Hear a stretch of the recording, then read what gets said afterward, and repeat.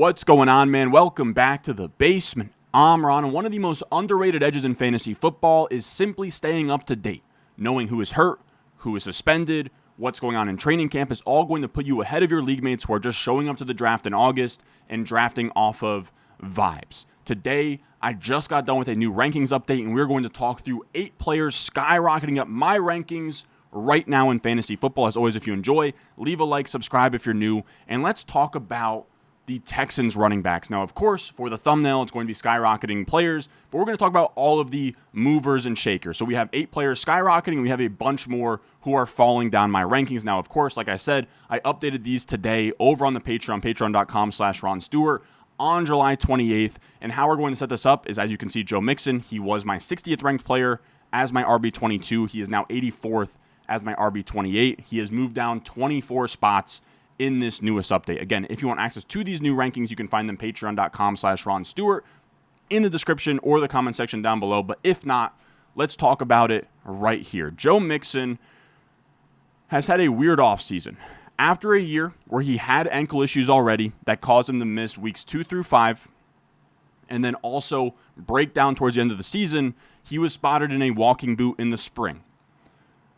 Then Adam Schefter tweets at the top here that he was in a boot, but he's expected to be okay. Then 3 days later, we get a report from Ian Rappaport who says Joe Mixon's on the non-football injury list and is expected to be out an extended period of time with a frustrating foot injury, sources say. Jane Slater then says, I'm told he injured his right foot / ankle twice last year, and this is a third injury to it. And when we look at his entire injury history, we now have 5 documented injuries to that right foot and ankle area, right? 2017 ankle sprain, 2020 foot sprain, 2021 ankle sprain, 2021 ankle sprain, 2024 ankle bruise or whatever. This could be anywhere from an ankle sprain, but now if he's in a boot and he's still not playing, this could be something really bad, like a Liz Frank injury in the middle of the foot, like right on the bridge. It's not great. He's an aging running back that was already showing signs of breaking down last year. We go into this season, the Texans have the 32nd ranked offensive line by establish the run. So what you're kind of signing up for here is likely inefficiency because of the injury and because of the offensive line, and just kind of a volume-based role where you need him to get a lot of touches to score fantasy points because he's not efficient, but the more touches he gets, the more likely he is to get hurt, and he's still not practicing. So a lot of things are up in the air with Joe Mixon. I moved him all the way down where he used to be in this like James Conner, Alvin Kamara, fine veteran tier, where now it's like, okay, if you need production and you're deciding between him and like Jaylen Warren and Jordan Mason, then sure, you can go with Joe Mixon at that point in that like 80-ish range. That's going to be what, like round 7, 8? Okay, I can live with that, but it's not a sexy pick at all. Now, in terms of the players skyrocketing because of this, we have Nick Chubb, who goes from my pick 180 as my RB57 up to my 155 as my RB51. I moved him up 25 spots here, and I think you just have to move up the other running backs in this backfield. When we talk about Nick Chubb, it's tough to really say much. The last 2 years have been pretty much completely scrapped because of that really gruesome knee injury in 2023. I think it was versus the Steelers. You can date back to Georgia, where he had the other gruesome knee injury. He has been through the ringer as a player, but he also isn't 30 years old yet. He's one of the best pure runners of his generation, and he was in the same draft class as Saquon Barkley, who was just the RB1 overall in fantasy. I'm not saying that that's what's going to happen for Nick Chubb, but he's also not some 35-year-old player with no hope. It could certainly be the end of the road for Nick Chubb, but he is also somebody that, if you want to buy into the narratives, is a super resilient, hard worker, runs up hills, does the crazy squats with the bendy bars and the 500-plus pounds. It wouldn't be shocking to me if he figured something out. I almost want to move him ahead of 155 the more bad info we get on Joe Mixon. He feels like J.K. Dobbins last year, right, where you take him in the double-digit rounds for free.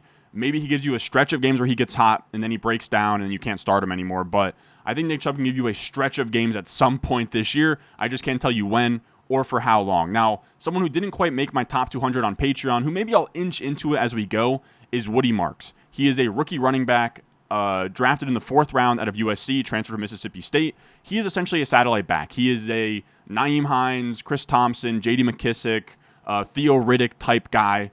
They did trade a future 3rd-round pick to go take Woody Marks, so they like him a lot. He had 261 catches in 57 career games in college, including an 80-plus catch season as a sophomore at Mississippi State. So he has a lot of pass-catching upside, but he could also just be in this Dario Gunbowale role on this team as someone you never really start in fantasy football. Now, our second group of players we'll talk about is going to be the Chargers running backs, where Marion Hampton has now moved to my 40th ranked player as my RB13 to my 31st player as my RB13. Haven't really moved him up. I'm not going to move him into the RB1 territory, but I pretty much moved him from the front end of a tier to the back end of a tier in that middle of the third round area. And what has changed is just that this Najee Harris eye injury that he got on July 4th is just very, very weird. It's now been almost 3 weeks since July 4th, right? And he's still struggling, and he's wearing sunglasses, and he's putting hoodies on at practice, and we don't have a lot of info, which is crazy. We don't really have a timeline, right? When we look at these quotes here, you have on the bottom GM Horvitz on Najee Harris's eye injury. He's dealing with it, and he's getting better. We're going to be cautious and precautious with it and let him get healthy. There's no rush. It's early. Then we have Jeff Mueller here saying, still need details on severity. Exertion/physical activity can increase strain on the eye. Sunlight can too, which is why he's staying inside using shades. Range of outcomes could wind up practicing next week, or it could take months to get back to activity. So that is a very wide range of outcomes. And the reason why I'm moving up Omarion Hampton is this is a new player on a new team that can't get on the practice field, and that is troublesome. And when we look at rookie running backs, the whole point of drafting them is to backweight their production, right? We look at all of these rookie running backs on this list. You can see their overall points per game is usually lower than their points per game from weeks 9 on, right? The back half of their season, they really turn up. Speaking of Nick Chubb, he did this where he was at 12.2 points per game over the entire year. From week 9 on, 17.7 points per game after he unseated Carlos Hyde. But the longer Najee Harris is out, the more he can chip away at Najee Harris taking away touches and then own the entire backfield while Najee Harris isn't out there practicing or on the field. So the faster you could accelerate that to make this Hampton's backfield, the more I want to be drafting him. And in turn, I want nothing to do with Najee Harris right now. I think that not being on the field and being like this trusty veteran was kind of his pathway to being relevant this year, right? Be the trustworthy veteran, get a bunch of touches early, and kind of fill the gaps from weeks 1 through 6 until Omarion Hampton runs away with this thing. And now being on the sideline makes that really tough. So he went from my 119 as my RB40 down to my 158 as my RB54. Now, I also wanted to talk about, this is less about training camp or anything else, and it's really just more about the video we just talked about in terms of draft strategy. I want to be drafting more elite quarterbacks. So I moved up Josh Allen in the rankings from 34th at QB1 to 27th, Lamar Jackson 36th to 28th. And it's less to do about Josh Allen or Lamar Jackson, the player. We know that they're both really good. They both had monster seasons. Either could have won MVP. But when we looked at Ryan Heath's article, The Anatomy of a League Winner, elite quarterbacks drafted in that third, fourth round area, right? So this year it'll be Josh Allen and Lamar in round 3. To a lesser extent, Jalen Hurts and Jaden Daniels in round 4. They are really good targets. In years past,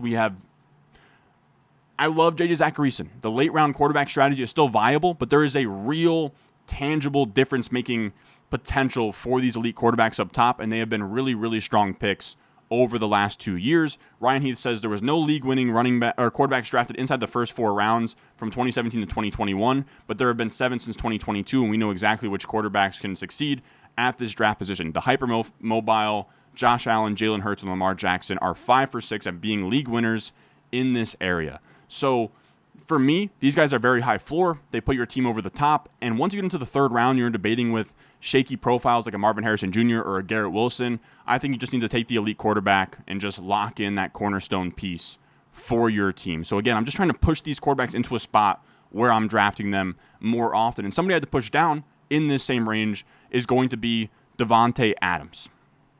Now, he's still wide receiver 15. He just goes from an early third for me to a mid to late third from 27th to 32nd here. And it's just something to keep an eye on. All right. Don't get too crazy about this just yet. But Matt Stafford isn't practicing right now. Sean McVay said quarterback Matthew Stafford, back soreness, will not return to practice on Monday as anticipated. McVay said the Rams will take it a week at a time with Stafford, but that the quarterback did not experience a setback. McVay said the goal remains to have Stafford back for week 1. The issue is that it's July 28th today. This was supposed to be when Matt Stafford was going to come out and practice. He is not. He is still dealing with the back soreness. But what I will say is Peter Schrager, over on the McAfee show today, who is very plugged in with the Rams. I think he used to have a show with McVay or something like that. He said, I don't think there's a great level of concern as far as Matthew Stafford being ready for week 1. I think the Rams are just being ultra cautious. And that's what I'm doing here. I'm being ultra cautious, all right? If Matthew Stafford is hurt, Jimmy Garoppolo is their backup. Jimmy G is definitely one of the better backups in the league. McVay can definitely keep an offense afloat like that. But if you're going to draft Davante Adams wide receiver 15 and Puka Nacua inside the first round, it's going to be really tough to keep all of these options afloat with a backup quarterback, even if it's Jimmy G. So just something to think about. There's also the weird, Davante Adams and Jimmy G don't really get along back to their days with the Raiders. I don't really think that that's a huge selling point. Now you might be like, well, how come you didn't move down Puka? Puka, I still think, would be the top dog and would still be a first-round pick for me with the Stafford stuff. And it's just tough for me to put him much further down than I have him right now as like a late first-round pick in fantasy football. So I just want to talk about the Matthew Stafford thing because that's on everyone's minds right now. I'm not freaking out just yet. Just moving Davante Adams down about half a round, just ever so slightly because we were higher than consensus on Davante Adams for a second there. Now let's talk about the Cleveland Browns running back situation. We have a faller, 2 risers, and first let's just talk about the faller here, Quinshon Judkins, somebody that I really like drafting early on. I, of course, have never shaken hands with the guy. I do not know how he is in real life. Of course, he gets into some kind of domestic violence issue. I don't even really want to go into the details of it, but he goes from my 61st ranked player as my RB22 down to my 118th ranked player as my RB39. Quinshon Judkins hasn't signed his rookie deal yet, according to Pro Football Talk. So he's facing potential suspension. He hasn't even signed his rookie deal. He is the last unsigned draft pick in the entire football league. There is a lot of stuff happening in terms of what's up in the air. He could get a suspension in 2026 and play the full 2025 and smash this draft position of 118. He could get suspended in 2026 but stay on like an exempt list so that he misses the entire year. Like he could miss the entirety of 2025 and then start 2026 off a 6-game suspension. That's in the range of outcomes. Another thing that could happen is that he just misses 4 to 6 games in 2025 and then plays after that. But the issue is I don't want to have to wait for any of that. I don't want any of this uncertainty. I don't want to have to wait for him to come on the field because I think that the running back behind him in Dylan Sampson is damn good. He gets drafted on day 3, and while I moved Judkins down 57 spots, I moved Dylan Sampson up 51 spots. My 192 is my RB61 to my 141 as my RB46.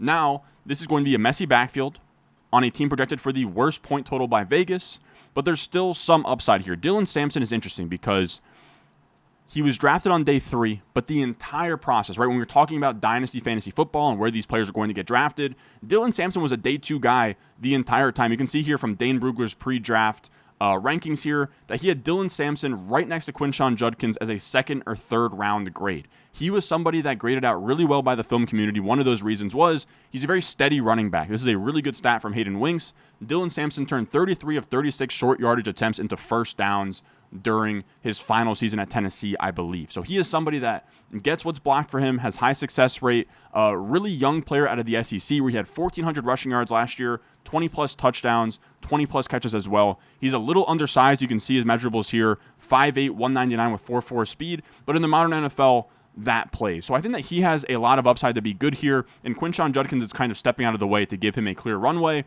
And then you have to rank Jerome Ford. I will say, I have him 182 as my RB59. We've kind of seen what he could be. Last year in 8 games without Nick Chubb, he was at 10.9 points per game, someone you couldn't really even start on a weekly basis. Maybe that changes this year, but I'm not all that interested. I want the rookie upside in Dylan Sampson. Now let's talk about the Tampa Bay wide receivers. Up top, we have Chris Godwin moving down 10 spots. We have Emeka Egbuka moving up 5 spots. And here's why. This is from this offseason. You can see here, I mean, I'm not a doctor, but I mean, look at the difference in those ankles. He dislocates his ankle after a torn ACL a season or 2 ago. Chris Godwin's got all kinds of lower body injuries going on in his life. And now this is a very long-winded report on this from Jeff Mueller. He's a great follow over on Twitter. And you can see this is now, he had 2 ankle procedures this offseason. He said swollen, as you can see from this picture. Likely scarred and has slowed progress, explaining why he's still limited 9 months out, when on paper this should be a 6 to 8 month recovery. The deltoid ligament and any scarring would be the main concern, and with this recent info, I have more concerns on Godwin's 2025 production and am now fading him. It's likely a great example of how a certain injury can come with a specific timetable, but can be altered due to various complications. So things are just tough for Chris Godwin. Then Tyler says down under all this, minor cleanup, are we concerned about week 1 PUP? Because if week 1 PUP happens, then he misses X amount of games to start the season just by being on the PUP out the gate. I think there's still a good chance he's active by week 1, but not at 100% health-wise or snap percentage, and will likely be eased in my opinion. But yes, also can't rule out remaining on PUP and missing games at this point, unfortunately. So that would be brutal. His week 1 status is up in the air. You probably can't start him early. So I'm just not all that interested. I just don't want to buy veterans who are banged up. I don't have to wait for you to perform, unless if you're a rookie. That's the only time that I'm trying to draft somebody and then have him sit on my bench and not go immediately in the flex spot. And this is why I'm moving up Emeka Egbuka and why I've actually now swapped them, where I now have Emeka Egbuka ahead of Chris Godwin in redraft fantasy football, because when we look at rookie wide receivers, similar to Hampton, they produce on the back half of the season. You can see here, Odell Beckham had 28.3 points per game from weeks 9 on. You can go all the way down the list. Mike Evans, Amon-Ra St. Brown, Justin Jefferson, Rashee Rice as like league winners down the stretch. But like with Hampton, Emeka Egbuka's direct competition is Chris Godwin. That is going to be the guy who stops him from being the next Rashee Rice, being the next Amon-Ra St. Brown rookie year league winner. And if Godwin's not going to be 100% out the gate, that completely takes away a huge hurdle for Emeka Egbuka to get to different thinking production. So if Chris Godwin's not himself, or he ends up on the pup, or he gets a setback, all of a sudden Emeka Egbuka, you're getting him in like the 8th, 9th round, and you could start him almost right away in what should be a good offense. So I keep moving Emeka Egbuka up. I keep moving Chris Godwin down as well. Now, I don't want to spend too much time on this. I don't want to spook you guys too much. Do not panic on Justin Jefferson, okay? There is no reason to panic, but he does have a hamstring injury he has been dealing with. He has a mild 90% reliability rating here from KOC via the Coach Speak Index. He said mild hamstring. Now, Jeff Mueller says here, that can be a return to play timetable in 1 to 2 weeks. Very low re-injury risk, but I do hate to see hamstring. We know that those linger, can be an issue, but it's very early. It is late July right now. He is saying that there should be 0 to no in-season risk here. Do not fade past wide receiver 3. And that's where I'm at. I moved him from 103 as my wide receiver 2 down to my 105 as my wide receiver 3. So literally 2 spots. I moved Jahmyr Gibbs ahead of him, who I really like right now, and CeeDee Lamb, who the Cowboys look good, and we've already seen CeeDee Lamb finish as the wide receiver 1 overall as recent as 2023. So just being cautious. 105 is now where I'm drafting Justin Jefferson. I'll end up with plenty of him. Don't fade him too far. I know that some people are going to be like, oh, well, Jefferson pulled his hamstring. I'm going to put him in the early second round or at like the 112. And I'm sure you guys want to know where I have him. This is where I have Justin Jefferson. And then we can talk about Brandon Aiyuk. He is another one of these guys who just has a lot of injury uncertainty going on. I moved him down 14 spots from 93rd overall to 107. And he is on the pup right now. Of course, Deepak Chona says that's no surprise. It says that the data strongly favors him starting season on the pup. Average 11 months to return, which would be about October. He's likely to miss, or he's likely to have a 4 to 6 game ramp up. The GM Lynch, by Underdog here, said we're not anywhere close to having a concrete timetable for return. I mean, we don't know when he's going to come back. He's probably not going to play week 1. He's probably going to have a 4 to 6 week ramp up period. You also have Christian McCaffrey on the team, George Kittle, Ricky Pearsall, Juwan Jennings. Aiyuk was also really bad last year. And again, unless if you're a rookie, like, I can only really accept, okay, I'm not going to start this guy early. I will start him late because he has late season upside if you are a rookie, right? Because then you are healthy. You are just working your way onto the field. Instead, these are veterans, older players who are rehabbing and working their way onto the field. And it's just a tougher sell for me personally. Like, why not just draft the healthy veterans? I know it's not that simple, but I just rather would. So I'm not really taking a lot of Aiyuk here whatsoever. And then the last player we're going to talk about here is going to be Rashee Rice. Rashee Rice, I have him as my 53rd ranked player right now as wide receiver 30. He was before this 22nd overall for me as my wide receiver 12. That was before any suspension risk, anything going on, because this is somebody that was a top 3 wide receiver in points per game last season before getting hurt, attached to Patrick Mahomes, was an absolute monster down the stretch of his rookie season, and was completely teed up. He was somebody that probably would have been a first-round pick if not for this knee injury. He didn't tear the ACL. I was finally coming around on him, and then he gets sentenced to like 5 years of probation. The court settled on his case or whatever. I will be honest with you guys. I am not the best lawyer guy out there, but I do trust at Drew Davenport FF here. And after looking at the case and everything that happens, that is the range he expects. Anywhere from, 3 to 4 games up to just over 6 games. Me personally, I am operating off of him missing the first 4 to 6 weeks, which actually kind of works well because he's coming off of a major knee injury as well. And to me, yes, I did just say I'm not drafting Aiyuk for this reason. I am putting Rashee Rice 53rd overall, which is probably a spot where I'm not really going to draft him a ton. I'm still not crazy about it, but he's at least a young, ascending player, not a super, super major injury like a torn ACL, and he is on the Chiefs, and we've seen the last time he was in action play really well. So for me, you can draft him as your wide receiver 3 as like a flex piece, and then you can put him in your lineup once he serves that suspension, and I think that it'll actually help him get healthy and be good to go for fantasy football. Now, that is going to do it for us today. That was 8 players skyrocketing up my rankings and maybe like 5 to 10 other players that are falling down the rankings, but I just wanted to kind of give you guys an update on just kind of like how I feel about certain players getting suspended, certain players, hate to see that, certain players getting suspended, certain players getting hurt. How am I kind of digesting it all? I think we covered that today. As always, if you want my entire rankings update, you can go get that over on the Patreon, patreon.com/Ron Stewart. You can find it in the description and the comment section down below. But if you can't support there, just leave a like, subscribe if you're new, and I will see you guys in the next one.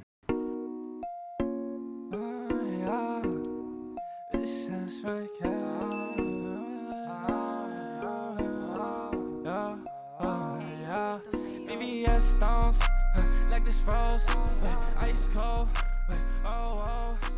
ice around my body like I'm